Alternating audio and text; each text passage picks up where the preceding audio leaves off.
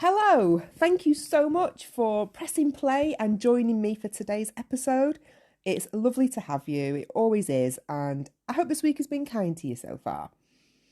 For those of you that have listened to my podcast before, thank you for listening to me again, and for all the newbies here, welcome.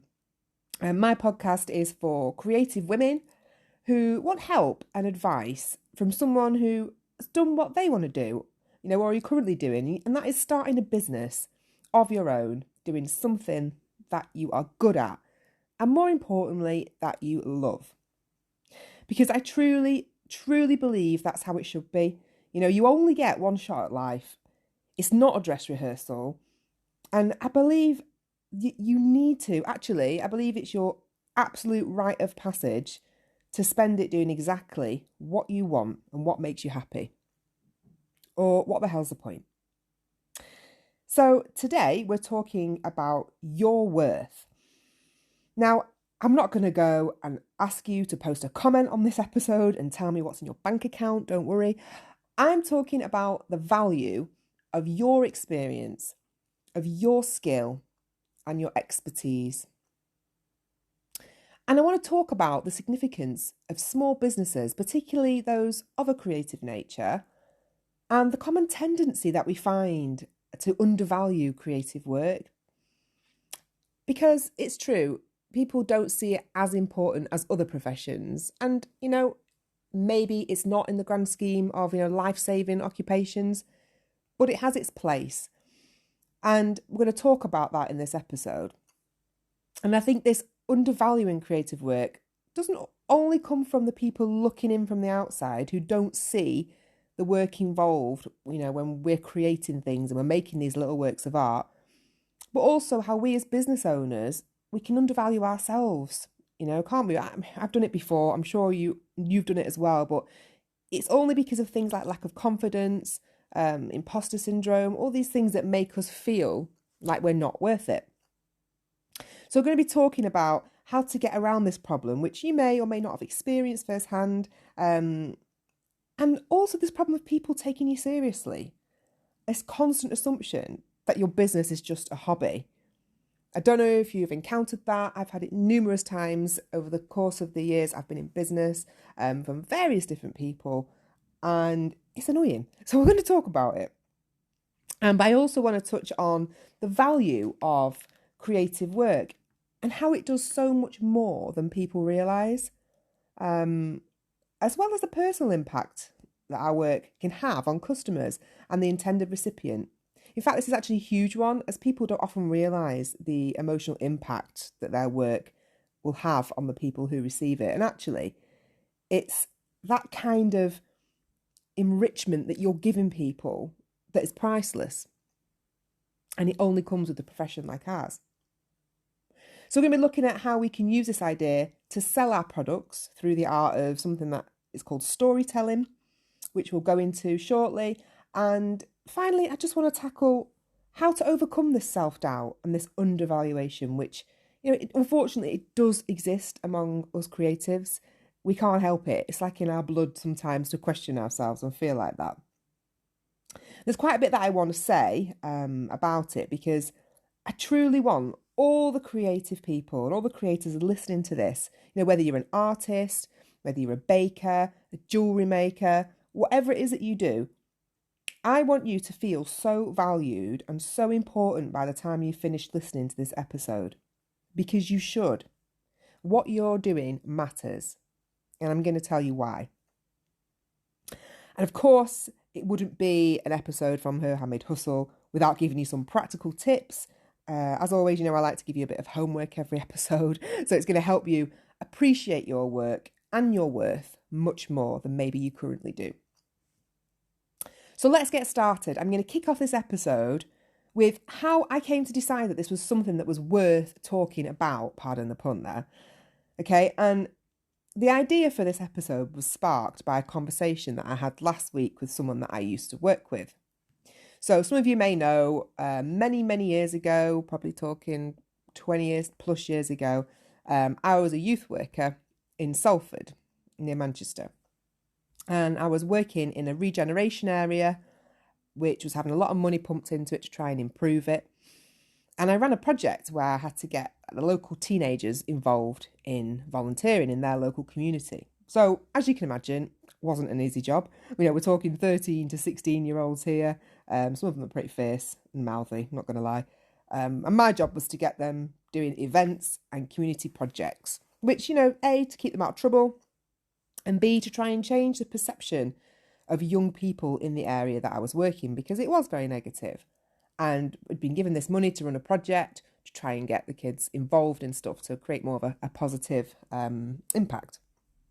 Anyway, I was messaging one of the lads that I used to mentor on Facebook last week, and he was like 15 at the time, something like that when I met him, and he's like 30, 32 or something now. And he was always one of my favourites. I seem to have won him over from quite early on, and we just clicked. And like me, he's a very creative soul. He was always the first one to volunteer to take part in any drama-related project that we had going on. He even actually headed up a fashion show that we hosted and organised at the Lowry in Salford, on Salford Quays. Because he just had this amazing confidence. He was only probably 16 at the time when we did this fashion show. And he headed the whole thing up. He was the compere. He started the show, he brought everybody on, he finished it. And it's just this fabulous personality that everybody warmed to. And I still don't know actually how I managed to pull off this massive fashion show single-handedly, like an event like that. I don't even remember feeling that stressed about it. Even when the hair and makeup lady, she was prepping all the girls that were taking part from my group, and she told me like 10 minutes before it started that there was like this plague of head lice going around. And it didn't even stress me out. I remember just thinking, oh well, I'll deal with it later. So it must have been my age, because in my early 20s, I think things just used to bounce off me.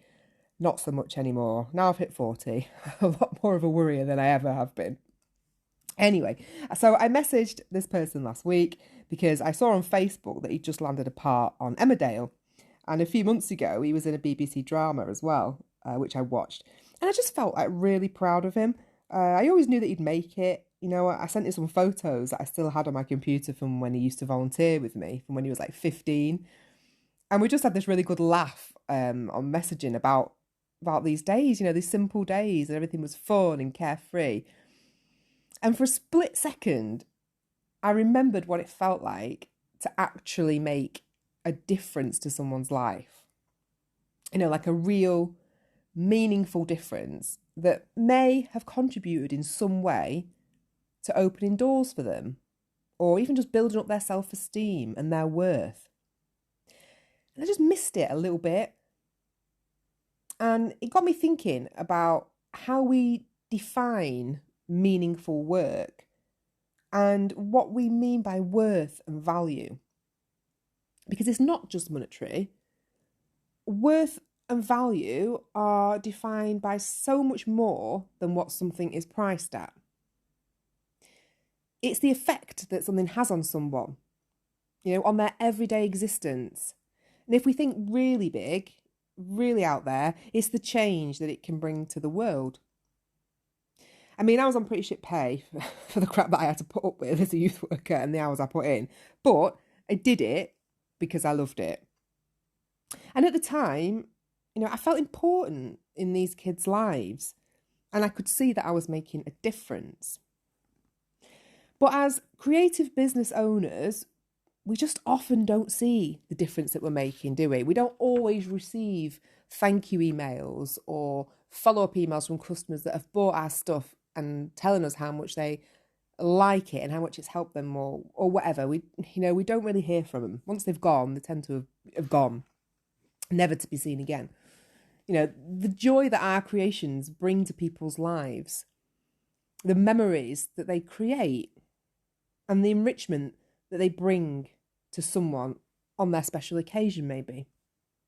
And I think we're often guilty ourselves of undervaluing what we do or what we offer, because it is easy to just assume that, it's just a purchase to someone. You make it, you send it out, and then 9 times out of 10, you don't really hear how it was used, who it was for, if they even liked it. So you move on to the next order, a bit like a robot. But actually, what we need to be realising and acknowledging is that our work, it may not be life-saving in the way that a doctor or a surgeon's work is, but it's still doing something powerful, usually on a much deeper level. And it does this in a way that nothing else can. It does enrich lives. It offers beauty and joy. It can help heal. It can uplift spirits. And it can create lasting memories. I want you to think about what it is that you do for a moment. I'll do it with you, okay? So obviously got a couple of businesses. Her Handmade Hustle is the coaching side. And then I've got my small stationery business called Vintage to Eat, where I create event stationery for special occasions, like weddings and birthdays, baby showers, retirements, all of those milestone occasions in a person's life. Maybe you design children's clothes or you create beautiful keepsakes for them. I don't know. Whatever it is that you do, I want you to think about why you think someone buys your product. So what are the reasons, their motivations behind their purchase? Because I guarantee you, it will be a meaningful one. So whether it's as a gift to cheer someone up, or even for themselves, just to uplift themselves, treating themselves, they are choosing your product to help foster some kind of emotional connection. So I create wedding stationery, favours, table decor, and people don't dare bin it. I've been told that one lady told me once at this wedding, she went round scrabbling around, getting all the favours off the table that she thought people had left behind. Had just got up for a dance apparently, and she started taking them all and putting them in this bag because she didn't want to waste them because they were so pretty. So they came back to the table and found their favours had gone, and they're only gone for a dance on the dance floor. But I make this stuff that people, they don't want to bin it. It's too pretty, and instead they keep it. They frame it. They put it up on their wall in their house to remember a special occasion or day. It makes them happy. It brings them joy. Maybe the people who were at their wedding are no longer with them anymore. And it's a beautiful reminder of the fact that they got to spend that day together. So it brings them peace. I had one customer who told me once that her mum had passed away suddenly, about 3 months or so after their wedding. So she did get to see her get married, which was amazing. And she told me that she had the place card that I made for her mum just safely tucked away in her bedside table drawer. I mean, aren't these things worth more than anything? Like, they are proof that the work that you are doing as a creative is making a difference to people's lives, to their emotions, their state of mind, their ability to cope. And I just think it's important to note that never assume that just because you don't perform open heart surgery, that you're not making someone better. Because the chances are you really are. Like, you really, really are. I had one of those keepsake memory bears made from my mum's clothes last year. So I've been thinking about this for a while. It's something that I really wanted to get done. But I just had this bag of clothes in the loft of all like my mum's favourite tops that I just couldn't bear getting out. And it took me 6 years, 6 whole years to pluck up the courage to sort through the clothes that I had and pick the ones that I wanted to be made into this bear to remind me of her. So I finally did it last summer. I contacted a local lady who had a little business making memory bears. And for her, it was just a side hustle, but she was doing really well with it, and she still is. And I'm not surprised because they're absolutely beautiful. And I just wanted something tangible that I could hold that would make me feel like I was close to my mum again.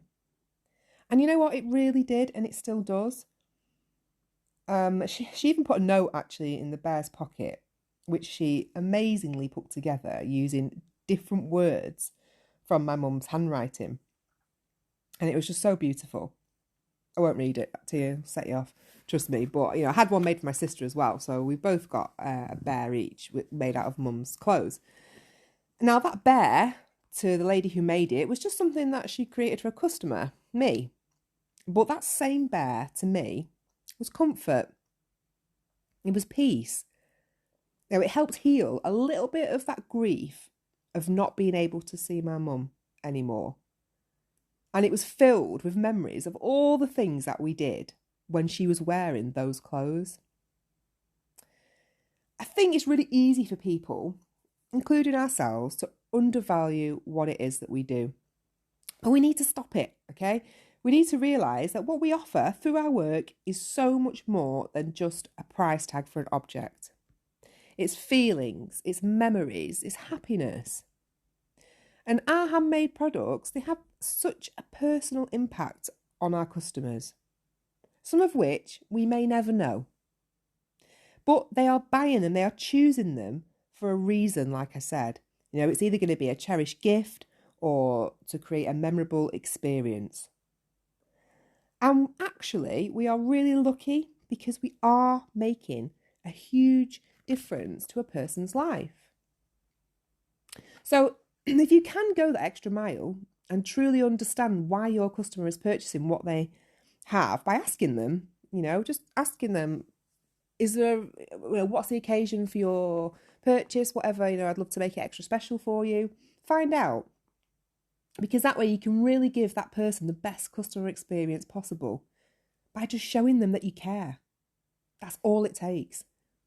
And it's these emotions, these emotional connections that you are forming with your customers through your work that will foster the loyalty, and ultimately it'll keep them coming back to you time and time again, and hopefully telling everybody else about you as well, and how wonderful your stuff is and the service that you provide and how it made them feel. So if our work is so important, I'm comparing it here to that of a heart surgeon, why the hell are we so afraid to charge what it's worth? And us creatives are absolute buggers for it.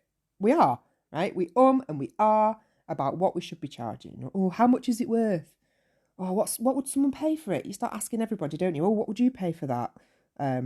Is it too much? Is it too little? Hang on. Let me try and work it out. How long it took me to make it, I'll divide it by the cost of my materials, times it by 100, and then you come up with either 50p or 5 grand, don't you? You know what I mean? It's ridiculous, this process of trying to work out a price for what we've created. And the fact is, creative work is always hard to price. But you have to remember something, and this is key, and it goes for everything in life, okay? Something is only ever worth what someone is prepared to pay for it. So it's not so much about getting that price point bang on 100% perfect, because it's not just about that. There are so many other factors at play that influence a person's buying behaviour, and emotions are a massive one. I mean, let's be honest, right? How often have you spent more than you ever intended on something just because, it really struck a chord with you, or it made you smile, made you laugh, it reminded you of someone or something special, or perhaps you knew someone special who would love it? I've done it loads. I mean, God, I spent my weekly food shop budget on a gift hamper for my sister a few months ago because she was starting chemotherapy, and I knew how much all the things in it would help her. They were just objects probably to the people who packed the hamper, but to me, they were so much more, and to her as well. They represented how much that I was thinking of her, and I love her, and, they were there to pick her up a little bit when she needed it, because I couldn't physically be there as I was recovering from my own surgery at the time. Oh, and I'm seeing her for the first time this weekend since all this shit began. So we're talking 4 months now since we've seen each other. I'm so excited.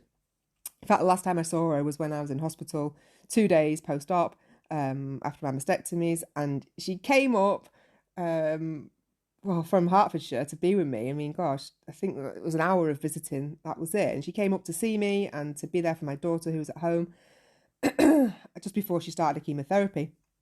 And I get really sad when I think about her when we left each other last time. And she walked me to the toilet because I couldn't make it. I was hobbling there. And then we sort of like saying goodbye at the toilet door. And we always joke about it, saying, why did we choose to say goodbye at the toilet? And that was almost 4 months ago now. And I think that's the longest I haven't seen her, at least for a long, long time. Anyway, slightly off course there. Not long to go now. I'm just very excited about it. So back to pricing. Next time you're wondering what exactly is the right price for your work, just try and see the bigger picture. Try and step into the shoes of the person who is buying it. If they want it and they value it, they won't even question the price. It's like tradesmen, right? So no one ever really questions their prices, do they? I mean, you might like pull a face, I always do, when they tell them it's going to cost me 400 quid to fix the boiler. That moment of panic, I think, oh my God, no chance, there's no way I could afford that, I can't do it. Then I have to find a way because otherwise I've got no heating. I'm going to pay it. Okay, in the day, you just assume that that's what it costs to fix your boiler or sort out a leaky tap or whatever. And we throw money at it because they've got a skill, which we don't, and they can solve the problem that we need fixing. Well, it's the same for us creators, okay? We've also got a talent and a skill, and usually one that's been honed and perfected from years of experience, or maybe you haven't got a lot of experience, but it comes naturally to you. It's what you're naturally good at, which is why you're doing it. Now, we deserve to be paid fairly for it. And not just because our products don't seem essential, it doesn't mean that they aren't important. You know, who defines what's essential anyway? It may be essential for someone's mental health. It may really make them feel better. One of my ladies in my Facebook group, she won't mind me mentioning her name. She's called Nicola, and she runs a beautiful candle company called the Blue Barn Candle Company. Go and check her out on Facebook. She's also on Instagram, and she just creates the most amazing candles. And my dad has now been totally converted, and my next door neighbour and everybody else who smells them. I'm really like drumming up business for her. I should be on commission or something. But anyway, so my dad, he like is obsessed with her candles now. So he's been stealing some of mine, trying them out in the house. And their fragrances have made him feel just so much more comfortable and at peace in his home. So my mum's not there anymore. He's never quite been the same since the house has been empty. But these smells that are coming into the lounge now, they are evoking memories for him. And they are so much more than a candle to him. And he's enjoying walking into the lounge again because it's now filled with this beautiful fragrance that triggers a positive emotional reaction in him. And it's just an example of how the value of your product is just so much more than a price tag. It's what it's bringing to that person's life and how it's changing them for the better. And I mentioned at the beginning about storytelling and using it to help sell our products and show people the value behind them. Because at the end of the day, it's harder for us creatives to sell our products because the people either want it or they don't. You know, they're either looking for it or they're not. It's not like they actually need it, like they need a boiler repair or that leaky tap fixing. So we as creative people, we have to get even more creative. And we've got to tell a story about our product to let that person know why they need it in their lives and how it's going to enrich them or the recipient. And there's a real art to storytelling. I might even do a separate podcast episode on it because there's loads to say about it. It's a sales technique that can actually be really powerful and really genuine, but it's often skipped over and ignored, really. So, I mean, look at some of the greatest ad campaigns tell a story, don't they? Look at the John Lewis Christmas advert every year. It always tells a story that just warms your heart. It makes you think about them when it comes to the time to start your Xmas shopping, doesn't it? You know, oh God, I need to go and get all that stuff in. Oh, I can't even think about it. It makes me feel panicky just saying the words Christmas shopping. But my point is that we need to be highlighting the value of our products through storytelling. We're creatives. We can do it. So when you write your next social media post where you actually just want to show people a new product or a service or whatever it is that you're offering, I want you to try this. Okay? I want you to think about what and who that product is intended for. We're going to create a story around it. So it doesn't matter if the story is true or not. Ideally, better if it is. But, you know, we all need to do what I like to call a little bit of creative embellishment from time to time. So let's just say you make, I don't know, beautiful hand-painted door signs or something for a child's bedroom, okay? So rather than doing a social media post that just says, oh, new to my range, this hand-painted fairy door sign, personalised with your child's name or whatever, however you'd normally put it. I mean, I'm sure your posts are much better than that, but you get what I mean. It doesn't really give them a reason to buy that product. And you need to give them that reason because remember, it's not essential. You need to be highlighting the value of that product. How is it going to justify the spend of £15 or whatever it costs? What is the customer going to get for it? So you can create a story to do this. For example, this is my story. This is what I would say, okay? So something like, this is so much more than a door sign, right? 5-year-old Isabella, she was having nightmares. She was struggling to sleep. She was afraid of the dark.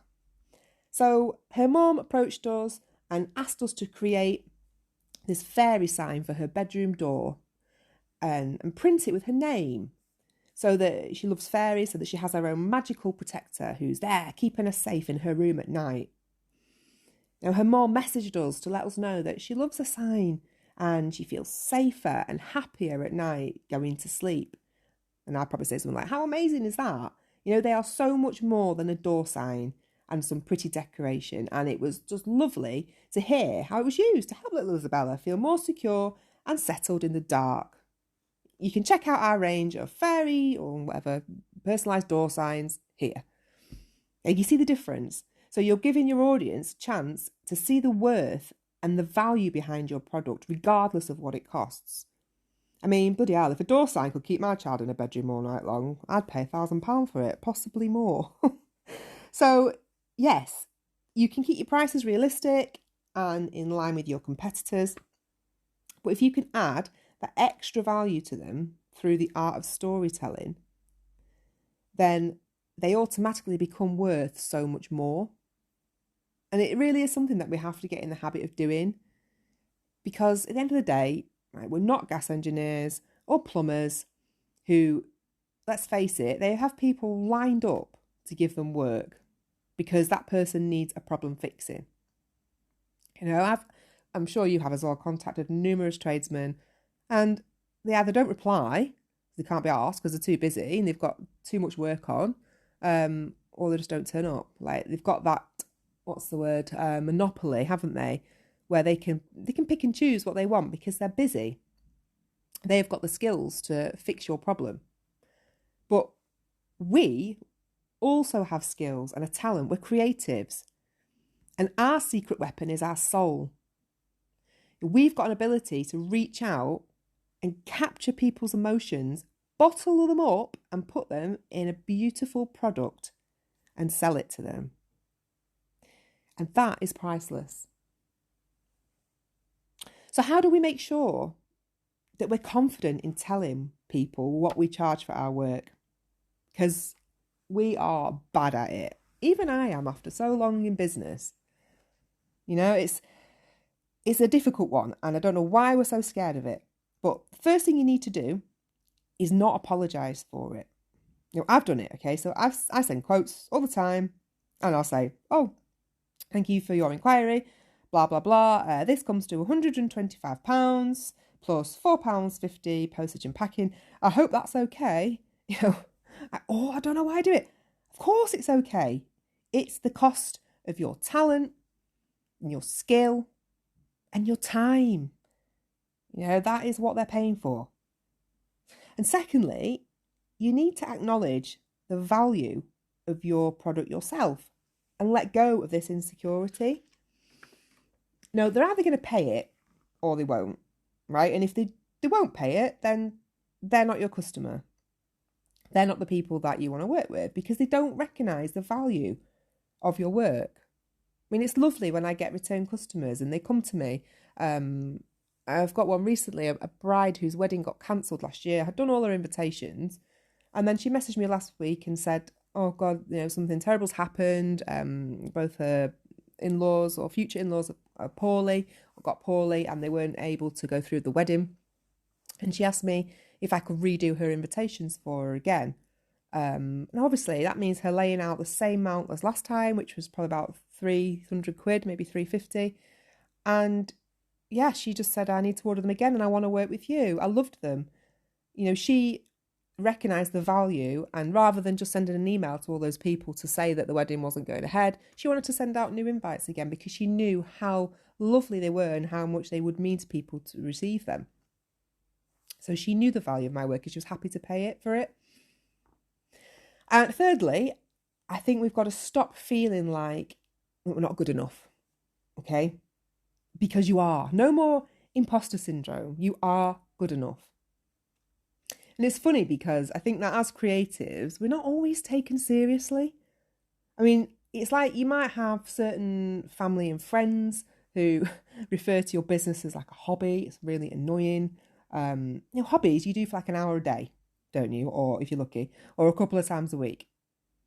Working for yourself and running your own small business, it's a lifestyle. It's not a hobby. It's not a holiday. You probably work 80 hours a week for nowhere near the pay of someone who works the standard like 37 hours a week or whatever, 40-hour weeks. It's tough. We don't get the same level of respect that people in a more corporate setting get. And sometimes you can just be left feeling really unimportant and undervalued and actually a little bit patronised. Well, okay, if you do feel like that and someone is making you feel like that, that's their problem. But this is what you need to let go of, okay? You're not unimportant or undervalued. You are making a difference with the things you have created with your own two hands. Now, contrary to popular belief, we're not fanning around twirling ribbon in our workspace, are we? Or adding glitter to anything and everything to make it pretty. Well, sometimes we are. But we're actually serious businesswomen. We're out there to make money, to support our families and to enrich the lives of the people who receive our creations. So you need to take yourself seriously before anyone else will, and just show them that you are not messing about. So I'm setting you some homework as always, and I want you to choose one of your products or your services, whatever it is that you do and what you offer. And I want you to think of a scenario that you know of, either through, some customer feedback or whatever, something that had a positive impact on that person as a result of your product and their purchase. So what did it do for them? How did it make them feel? If you're just starting out and you haven't sold anything yet, I want you to think about the impact that you want your product or your service to have. Then I want you to write a social media post telling a little story to highlight the value of your product or service. Make it personal. Tell us how it benefited someone, what problem it resolved, what joy it brought, and put a nice photo with it. And then I want you to tag me in the post so I can see it, okay? And I'll share it for you too on my Instagram story. So anyone that does it, tag me in at Her Handmade Hustle on Instagram and I will share it on my Instagram stories. That's a promise. And I just want you to see how that post compares for engagement levels with your other posts. So by telling this story and making people really put it into context for them about how valuable your work is, I want to see what difference it makes. It's a little experiment for you there, okay? So we'll summarise today's episode. Remember, it's important to recognise the importance of creative work. It might not be life-saving on the surface, but it is incredibly valuable and impactful because you don't know what effect it's having on somebody, the reasons why they've bought it, and the reasons why they've given it to someone, usually to bring joy. You need to let go of the insecurities and this damn imposter syndrome that haunts us, because if you can't see your worth, then other people are not going to see it either. We need to be using storytelling to evoke emotions and provide an added layer of value to your product or your service. You are making a difference to people. And I want you to leave this episode feeling a sense of pride in the work that you do and a renewed energy and renewed motivation for your creative business. And I'm going to finish with a quote that I love from Will Smith. Who doesn't love Will Smith? Okay. And it popped up on my feed yesterday and I saved it to share with you for this episode. And it was about, he was being interviewed by a journalist, and this journalist asked him if his money makes him happy. Now, Will Smith's estimated net worth is something like $350 million. Okay. You can't even imagine it. But this is what he said. He said, I spent half my life raising money, and now I spend the second half of my life giving it away. Once you've bought everything you want, there's no material thing that can satisfy you. You have to find happiness in your mind and in your heart.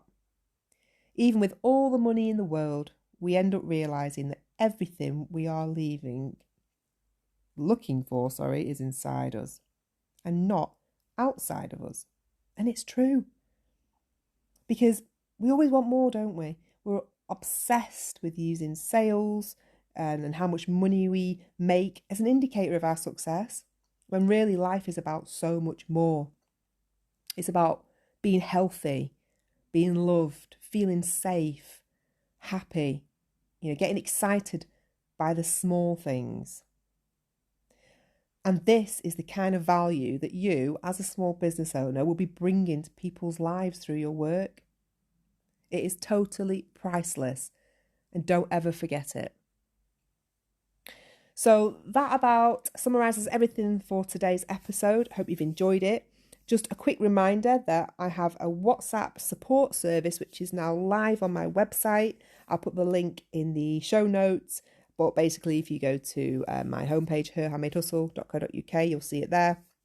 It is a tech support service where it's for females, entrepreneurs like you, creative women who are starting a business or running a business, and they just need some help, some advice, some fast, friendly, affordable help from me. It'll be me on the other end of the phone. So whenever you've got a question, no matter what it's about, you can text me.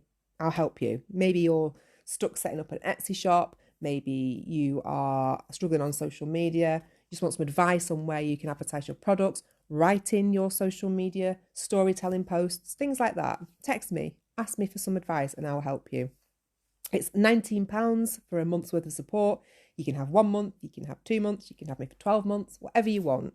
Okay, so I'll put the link in the show notes for you if you want to go and check that out. It would be lovely to have some small businesses in my contact list so that I know I'm helping people, I'm helping you get out there and make that difference. Thanks so much for listening to today's episode. I really hope you've enjoyed it and that you've come away feeling, worthwhile and valued, because that's all I wanted. I wanted you to feel like that, so you know that you are making a difference to people. Next week's episode, I haven't quite decided what I'm doing it on yet, so any ideas, feel free to send me a message on Instagram if there's something that you are desperate to hear or you want help with, and I will compile a list and then I'll work my way through them and craft some episodes based on this, especially for you. So again, don't forget to tag me in your social media posts if you do the storytelling exercise at Her Handmade Hustle, so I can look out for it and share it on my Insta stories. Thanks again for listening. Take care of yourselves and I'll see you next week.